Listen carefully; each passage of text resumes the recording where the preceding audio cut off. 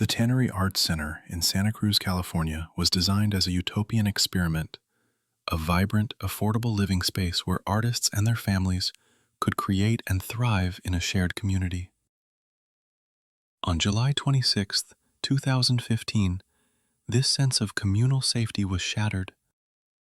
That Sunday evening, just after 6 p.m., a frantic 911 call pierced the calm. Laura Middleton reported her 8-year-old daughter, Madison, was missing. Maddie, as everyone knew her, had last been seen riding her brand-new white scooter around the complex's courtyard an hour earlier, wearing a purple dress and a black helmet. The description was immediate and precise. 4 feet tall, 48 pounds, with brown hair. For her mother, the panic was instantaneous. Maddie was a rule follower, a child who knew the boundaries of the tannery's 8-acre property and would not simply wander off. The close-knit nature of the community, where doors were often open and children played freely under a collective gaze, made her disappearance within its confines inexplicable. Officers arrived swiftly, launching a door-to-door search of the 100 apartments. Neighbors, equally bewildered, joined the effort, checking common rooms, studios, and gardens. The idyllic setting, once filled with the sounds of collaboration and play, was now shadowed by a deepening dread. The golden hour of search and rescue began to fade with the sunset, and with no sign of the chatty, creative little girl, a simple misunderstanding transformed into a potential nightmare. The question hung heavily in the salt-tinged air. How could a child vanish from a locked courtyard in a community where everyone knew her name? As night fell on July 26th, the search for Maddy Middleton intensified under the glare of portable lights. The Santa Cruz Police Department, joined by sheriff's search and rescue teams and canine units, scoured every conceivable hiding place within the tannery complex: storage closets, laundry rooms, behind utility sheds, and within the labyrinth of art studios. The initial hope that Maddie might have fallen asleep in a friend's apartment dimmed with each negative report. Her mother, Laura, moved through a waking nightmare, her certainty that Maddie would never leave voluntarily clashing with the empty reality. Because there was no evidence of abduction, such as a stranger witnessed forcing her into a vehicle, authorities did not issue an Amber Alert, a decision that would later be scrutinized. Instead, the operation was treated as a critical missing persons case. Volunteers from the community worked alongside professionals, their faces etched with concern. They expanded into adjacent streets and the nearby San Lorenzo riverbank, calling her name. The search continued through the night, a relentless effort fueled by communal fear and love. By morning, with still no trace, the FBI's Child Abduction Rapid Deployment Team arrived, adding 50 agents to the effort. The scale ballooned. The search zone was officially expanded to 4.5 square miles. Hundreds of volunteers answered the call, forming human chains to check parks and ravines. The public response was overwhelming, a testament to how Maddie's story had resonated, but the sheer volume of the effort also underscored a terrifying possibility. She may not have left the complex at all. On Monday, July 27th, the investigation reached a critical pivot. After a night of expansive searching that yielded nothing, detectives reconvened. The timeline was excruciatingly tight. Maddie was seen at 5:07 p.m. by the mailboxes and reported missing by 6:08 p.m. In that 1 hour, within a secured complex full of people, she had disappeared without a single witness seeing anything amiss. Logic forcefully pointed investigators back to the tannery itself. They initiated a second, even more granular canvass, this time with a forensic mindset. Every square foot was re-examined. This included the first-floor parking garage, an area of concrete and shadows containing residents' vehicles, and large communal recycling and trash bins. At approximately 7:55 p.m., an officer approached one of these bins. Inside, concealed within a bag, he discovered the body of Maddy Middleton. The discovery was devastating and transformed the case instantly. A missing persons investigation was now a homicide. The scene was sealed as a crime scene. News helicopters circled overhead as police abruptly cordoned off the entire complex, herding residents and media back onto the streets.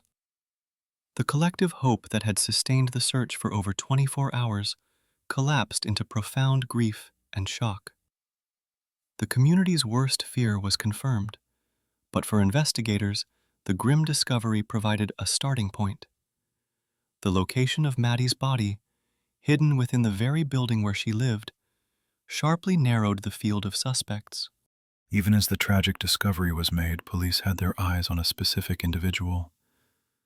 Throughout the search, officers had noted a teenage boy who seemed unusually attentive to their movements. He was present, watching closely as they combed the garage area. Crucially, the moment Maddy's body was found, before any public announcement could be made, this young man turned and ran. His flight triggered immediate action. He was quickly detained and identified as a resident of the tannery. He lived in an apartment directly above the garage with his mother. He was 15 years old. His name was Adrian Jerry Gonzalez, known to everyone as AJ. That evening, he was taken into custody for questioning. As detectives interviewed him into the early morning hours, a confession emerged. AJ stated he had lured Maddy to his apartment by offering her ice cream.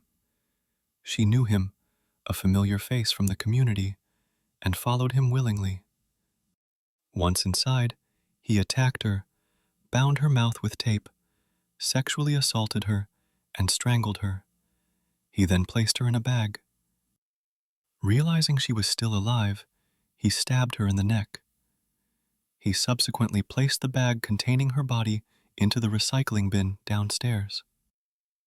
The medical examiner would later confirm the brutal details and determine the ultimate cause of death was positional asphyxiation from being crammed into the bin. AJ Gonzalez had not been a stranger lurking at the perimeter. He was a neighbor, a familiar teen who had just helped in the search. The revelation of AJ Gonzalez as the perpetrator sent paralyzing shock through the tannery community. For 6 years, he had been part of the fabric of the place. Neighbors described him as polite, quiet, and helpful. He was known to spend time with younger children, teaching them yo-yo tricks, and even working as a counselor for kids' programs. The disconnect between the outstanding kid they thought they knew and the author of such a violent, premeditated act was incomprehensible. In the aftermath, a more complex picture began to surface from those who looked closer. On social media, under a veneer of normalcy, AJ had posted images with disturbing captions. Old rumors resurfaced among some residents about past cruelty to a family dog. A childhood friend came forward, stating he had once urged AJ to get help after he spoke of jumping off buildings. These fragments in retrospect hinted at interior turmoil, but they were pieces never assembled into a warning picture for the community at large. He had effectively camouflaged himself within the normalcy of the artistic enclave. Meanwhile, an extraordinary act of compassion unfolded amidst the horror. Maddy's mother Laura and AJ's mother Reggie found solace in each other's profound loss. Laura, in her own immeasurable grief, would embrace Reggie, assuring her she was not to blame. They were two mothers bound by a tragedy authored by one of their children, a relationship that defied simple understanding but spoke to the depth of human empathy in the face of devastation. With a full confession and physical evidence linking him to the crime, the legal process began. Because of the extreme nature of the murder, involving kidnapping, sexual assault, and careful concealment, Santa Cruz County District Attorney Jeff Roselle took the rare step of filing motions to have the 15-year-old Gonzalez tried as an adult. Roselle publicly stated Gonzalez was a sexual deviant and that adult court was the only appropriate venue for such grave charges. A judge agreed, citing the special circumstances of the case. For years, Gonzalez remained in the adult system while pretrial proceedings continued. However, a significant legal shift was occurring in California. In 2018, Senate Bill 1391 was signed into law, prohibiting the prosecution of 14 and 15-year-olds as adults, even for serious crimes like murder. Gonzalez's defense team seized on this new law, fighting to transfer his case to juvenile court. A protracted legal battle ensued, reaching the California Supreme Court. In 2021, the High Court upheld SB 1391, and its ruling was applied retroactively to Gonzalez's case.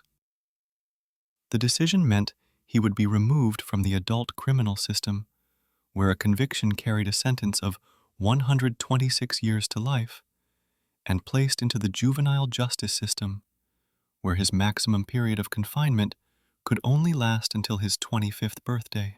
Facing the reality of the Supreme Court's decision, Adrian Gonzalez changed his plea. In April 2021, in a juvenile court proceeding, he pleaded guilty to all charges: first-degree murder, kidnapping, and sexual assault. During the hearing, he addressed the Middleton family, stating, "I am hopeful that when I take the time to apologize, that you may accept my apologies for the actions that I have done." Maddy's father, Michael, had already spoken publicly of forgiveness as a path to his own peace. The sentencing, however, laid bare the stark limitations of the juvenile system for such a crime. The judge, acknowledging his hands were tied by SB 1391, imposed the maximum sentence available: confinement in a juvenile facility until October 2024, when Gonzalez would turn 25. At that point, by law, he must be released. He would also be required to register as a sex offender for life and pay $22,000 in restitution.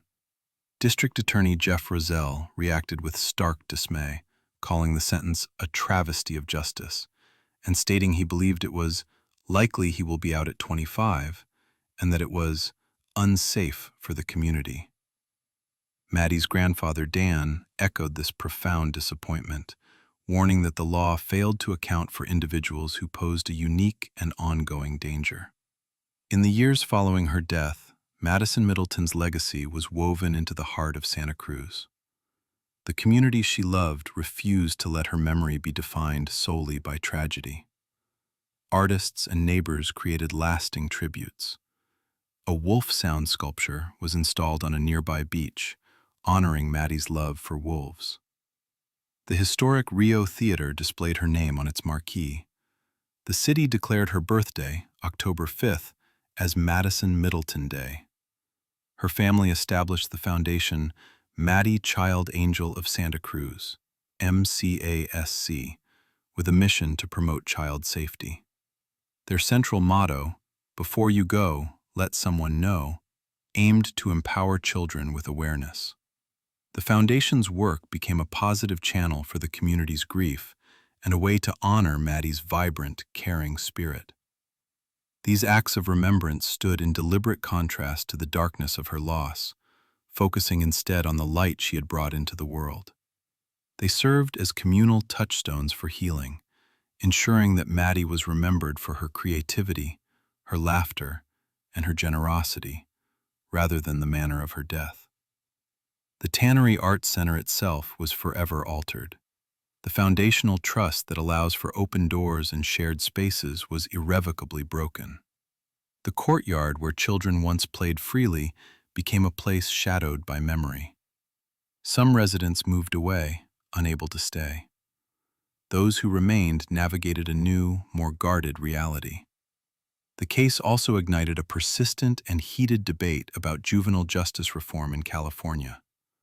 Proponents of laws like SB 1391 argue that children's brains are not fully developed, emphasizing rehabilitation and the potential for change within the structured environment of the juvenile system. They contend that adult prison only fosters further criminality. Opponents, citing cases like Maddy's, argue that some crimes demonstrate a level of depravity and premeditation that transcends age, and that public safety must be a paramount consideration. They advocate for judicial discretion, allowing judges to evaluate each severe case individually. The story of Adrian Gonzalez became a central case study in this complex and emotionally charged statewide conversation. The final, heart-wrenching postscript to Maddy's story involved the theft of her ashes. Her father, Michael, kept a portion of her remains in his vehicle so she could always be with him. In a cruel twist, the car was broken into and the ashes were stolen. They have never been recovered. This violation compounded the family's anguish, denying them a place to physically mourn their daughter. This loss symbolized the enduring, multifaceted pain of their tragedy, a pain that encompassed not only the violent loss of a child, but also the subsequent legal battles and even the theft of her mortal remains. Maddy Middleton's story endures as a profoundly unsettling chapter in true crime, not because it involves an unknown predator, but because it happened within a fortress of trust. It examines the terrifying possibility of evil residing in a familiar face, the long and winding path of grief that includes both forgiveness and fury, and the difficult societal questions about accountability, safety, and justice that remain fiercely unanswered. Her memory lives on in the art, the advocacy, and the quiet, changed streets of her community.